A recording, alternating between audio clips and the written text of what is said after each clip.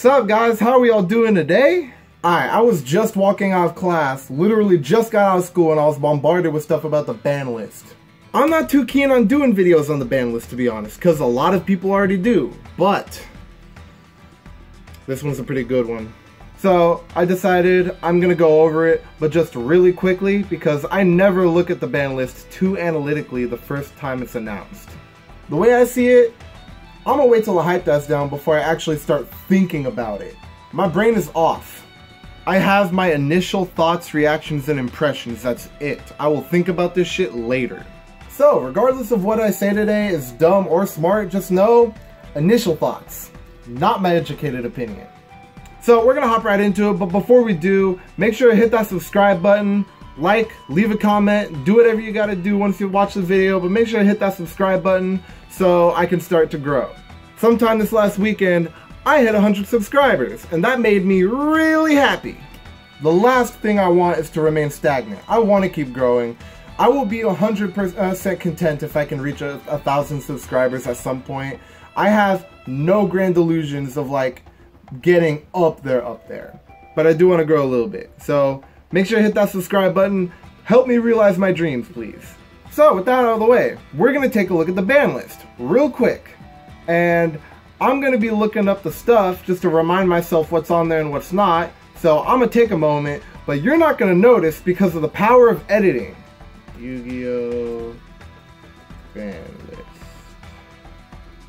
Alright, banned cards. And they really slaughtered some stuff this time. They have a lot of cards on this list now. Orcus Harpor, Thunder Dragon Colossus, Heavy Metal Fuzz Electromite, Ib the World Child's Justiciar, Tempest Magician, Outer Entity Azathoth, Salmon Gamer Arstalio, Brilliant Fusion, and drumroll, Sky Striker, Mobilize Engage, baby. Alright, now real quick. Harpor is interesting that I took this direction because honestly, everyone, myself included, thought they were going to ban Babel. Is it playable? We'll find out in the future. But again, not thinking about it. Colossus. They really went and murked you Thunder Dragon players like that, man. I thought they were going to limit this thing. I didn't know they were just going to kill the deck outright. This is the only reason you played the deck, and now it's banned. So, Pure Thunder? Thunder as an engine? Nope. Heavy Metal Fuzz Electromite. I am so sad to see this go, but are Pendulums dead? No. The Magician engine still exists. April rolls around, you can summon from the extra deck again. I am positive my buddy Triff is working on something. Damn it, that man's a god. Ib the World Child's Justiciar. Admittedly, I don't know too much about it, but I assume this is to check like Rocket Link or something. I don't know. You guys tell me. Azathoth. Can't Nibiru, can't Hand Trap, can't do all that stuff you like to do during your opponent's turn, so that's why that's gone. Brilliant Fusion. Nobody was playing it at 1, nobody's going to play it at 0. Obviously. And Engage, man. This is probably the best part about this list. I am so happy the Sky Strikers are fucking murked. Later entries on the list will show you that they're kind of a little bit playable, but no, not nearly as good. Nope. Alright, nice and quick. Limits. Let's do this. We have Nessie, Pankratops, Servant of Endymion, True King Lithosegum the Disaster, Red Reboot, Card of the Lies, Dragonic Diagram, anything else? Into the Void, and Pot of Avarice. Nessie, I don't understand what they're doing. I'm sure if they were going to limit or ban a danger, Nessie is the searcher, so I guess I understand, but Pankratops makes me kind of upset, because I just built a going second deck with triple Pankratops and triple Mind Control. Spoiler alert, those both got hit. This is limited, and man, I'm sad about that, man. Servant of Endymion brings out Mythical Beast Jackal King, stops Nibiru, stops hand traps. I suppose that's why. Again, Mr. Pen God himself is probably working on something as we speak. True King Lithosegum the Disaster. Diagram got hit, so this is fine. If Diagram was at 3, this would never be allowed to come off, I think. So, minor boost to Dino, I believe. Card of Demise, or Card of the Lies as I like to call it, because just when you think they don't have this in hand and you use your Ash, they have this in hand. Not anymore, nigga. Matter of fact, I'm going to lump these two together because they both do the same thing. They hit True Draco. Hate True Draco, man. I hate it with a passion. I am so glad they got some freaking axes to their face. Are they unplayable? I'm sure they're still playable, kinda, a little bit. But they definitely took a fucking big axe to the neck with this one. And I'm happy about it. Into the Void lets you circumvent the 40 card limit. Instead of playing a 36 card deck, now you're going to be playing a 32 card deck. Including that Star Goblin. Pot of Avarice. I disagree. Konami's probably smoking big weed. Let's move on. Sekka's Light.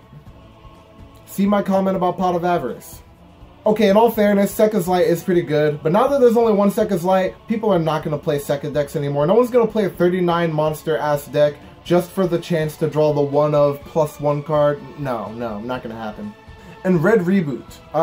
As someone who plays a control deck, that being Subterrors, I am happy that there's one less Red Reboot in the game.